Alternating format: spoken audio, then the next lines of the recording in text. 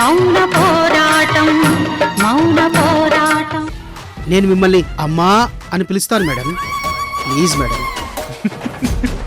ఏయ్ ఛీ, నువ్వు నాకంటే పెద్దోడివి, నన్ను అమ్మ అని పిలుస్తావా? అబ్బే, మీరు అలాంటి ఆలోచనలేం పెట్టుకోకండి. నాకు మిమ్మల్ని అమ్మ అని పిలవడానికి ఎలాంటి ఇబ్బంది లేదు. నీకేంట్రా ఇబ్బంది? ఇబ్బంది ఉంటే గింటే నాకుంటుంది కానీ. మేడం, మీరు అస్సలు ఇబ్బంది పడద్దు. కావాలంటే నేను మీకు కొడుకుగా దత్తత వచ్చేయమన్నా వచ్చేస్తాను. మీరు నన్ను చక్కగా పెంచుకోవచ్చమ్మా. మీ తదనంతరం మీ వ్యాపారాలు, ఆస్తులు అన్నింటినీ నేను చూసుకుంటానమ్మా. అమ్మా!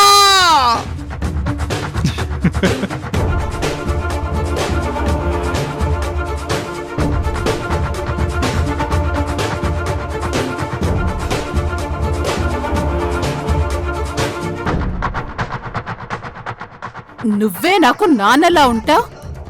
నేను నీకు అమ్మనేంట్రా? మేడం, నోర్మే. ప్రతి ఒక్క వెధవకి డబ్బంటే ఆశే. కోట్ల ఆస్తి కొట్టేద్దామని వెధవ ప్లాన్లు. డబ్బు కోసం ఎంత కిందకైనా దిగిపోతారు. అయ్యో, ఏంటి మేడం ఇది? 1000 కోట్ల కోసం 1,00,000 సార్లు ప్లాన్లు వేసి కోటి డ్రామాలు ఆడేవాళ్ళు. దాని గురించి మీరు మాట్లాడకూడదు మేడం. మురారి, నువ్వు నన్ను అమ్మ అని పిలుస్తావా లేదా? Madam, please madam. నన్ను ఇబ్బంది పెడితే మీకే నష్టం మేడం. మురారి, ఆవిడేమో అమ్మ అని పిలవమంటుంది, నువ్వేమో పిలవనంటున్నావు. నేను పిలుస్తానంటే చెంపలు వాయించేస్తున్నారు. ఏ పిలిస్తే నీకేంటి బాధ? పిలిస్తే చక్కగా ఆవిడకి వారసుడి అవుతావు, కోట్లకు అధిపతి అవుతావు. నాకు కోట్లంటే ఆశ లేదు సార్. నీకు వద్దయితే నాకు ఇచ్చేవయ్యా, కానీ ఆవిడ్ని అమ్మా అని పిలువు. రంగనాథ్ గారు, మీరు ఊరుకోండి. మేడం, మీరు చెప్పండి. నేను చెప్పింది మీకు ఓకే కదా? నో మురారి, నాకు ఓకే కాదు. ఓకే కాదా?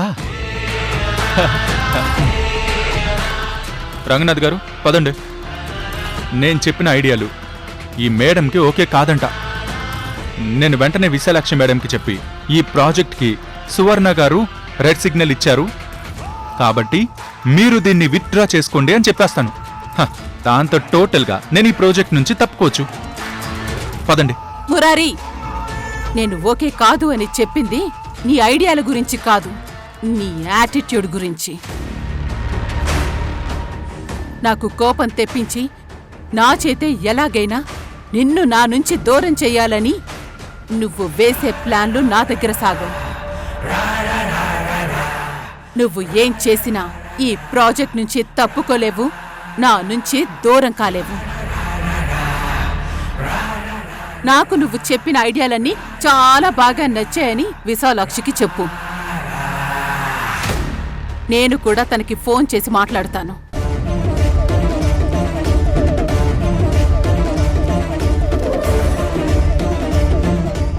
పెళ్ళొచ్చి గుడ్డు నెక్కిరించిందంట. వీడు నాకే నేర్పిస్తున్నాడు. టెన్షనా? ఓ, గాబరా పడుతున్నావా? మొదటి కాన్పు కదా, ప్రతి ఒక్కరికి ఉంటుందా గాబరా. నేను టెన్షన్ పడుతుంది నాకు డెలివరీ ఎలా అవుతుందా అని కాదత్తయ్యా. మరి 4 రోజుల పాటు నేను ఇంట్లో లేకపోతే నీ పరిస్థితి ఏంటా అని.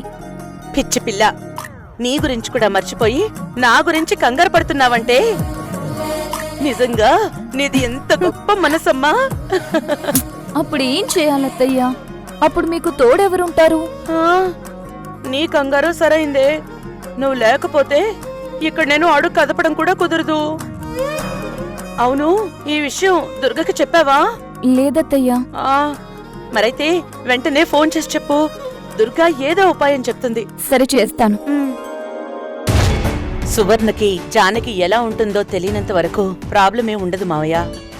ఇప్పుడిప్పుడే ఈ ఇంటిని ఓ దారికి తీసుకొచ్చే ప్రయత్నం చేస్తున్నానమ్మా. పరిస్థితులు ఇంకొంచెం చక్కబడే వరకు ఎలాంటి ఇబ్బందులు రాకుండా ఉంటే అంతే చాలమ్మా. ఫోన్ వస్తోంది. అవంతి ఫోన్ చేస్తుందమ్మా, మాట్లాడు. హలో అవంతి. ఆ అత్తయ్య, డాక్టర్ దగ్గరికి వెళ్ళాం అత్తయ్య. నాకు 18న డెలివరీ డేట్ ఇచ్చారు. అవునా, గుడ్. మరి హాస్పిటల్లో ఎప్పుడు జాయిన్ అవ్వమన్నారు డాక్టర్? ఉమ్మ నీరు తగ్గితే ప్రాబ్లం అవుతుంది కాబట్టి ఆవిడ 4 రోజుల ముందే జాయిన్ అవ్వు అంది. కానీ ద్వారకా ఏమో వారం ముందే జాయిన్ అవ్వు అంటున్నాడు. అవును, వాడు చెప్పిందే కరెక్ట్. ఆ కరెక్టే, కానీ ఇక్కడ పెద్ద ప్రాబ్లం అవుతుంది కదత్తయ్యా. ప్రాబ్లం ఏంటి? నేను డెలివరీకి హాస్పిటల్కి వెళ్ళిపోతే ఇక్కడ జానకి అత్తయ్య ఎలా ఉంటుంది? అవంతి, అంటే నువ్వు ఒక్కదానివే వెళ్ళి హాస్పిటల్లో జాయిన్ అయిపోయి డెలివరీ చేయించేసుకుందాం అనుకుంటున్నావా? మరేం చెయ్యాలత్తయ్యా? నువ్వుంటే నాతో ఉండేదానివి. జానకత్తయ్య నాతో ఉంటే ప్రాబ్లం అవుతుంది కదా.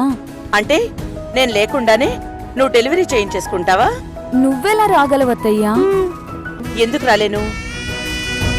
నా ఇంటి తొలి వారసత్వం, ఈ లోకంలోకి వచ్చే తొలి క్షణాల్ని నేనెలా మిస్ చేసుకుంటాను?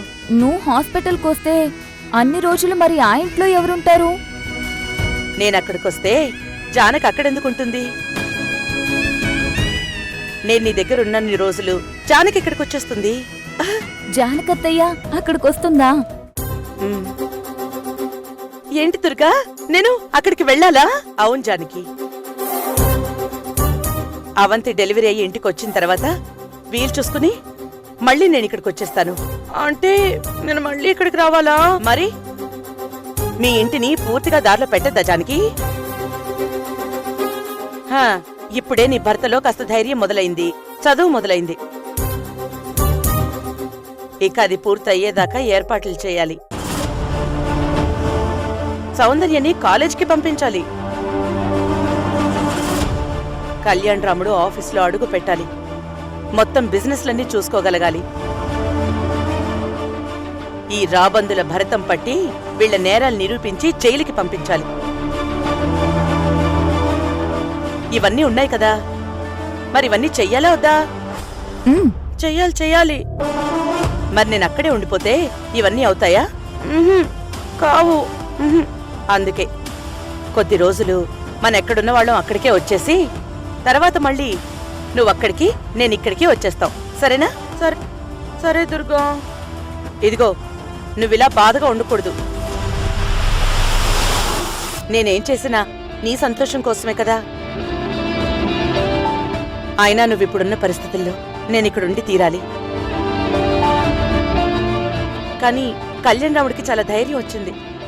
వీళ్ళందరూ తోకలు చాడిస్తే ఖచ్చితంగా తన కొరడాతో వీళ్ళని కంట్రోల్ చేస్తాడనే నమ్మకం నాకుంది. ఒకవేళ అంతకు మించేదైనా జరిగితే నేనున్నాను కదా, నేను చూసుకుంటాను. సరే దుర్గా, నువ్వెలా చెప్తే అలా. సరే మరి. ఫోన్ ఒకసారి అవంతికి ఇవ్వు. అత్తయ్య. అవంతి, హాస్పిటల్లో జాయిన్ అయ్యే రోజు నాకు ఫోన్ చేయి. ఏం చేయాలో నేను చెప్తాను. అలాగే అత్తయ్య. సరే. ఈ 4 రోజులు నువ్వు చాలా జాగ్రత్తగా ఉండాలి. ఏ మాత్రం తేడా అనిపించినా వెంటనే హాస్పిటల్కి వెళ్ళి నాకు ఫోన్ చేయండి, నేను వచ్చేస్తాను. అలాగే అత్తయ్య. ఉంటాను. అయితే జానకత్తయ్య మావయ్య దగ్గరికి వెళ్తుందన్నమాట. పో అవంతి. సిగ్గుపడుతుంది. చాలా మంచి ఆలోచన చేసావమ్మా.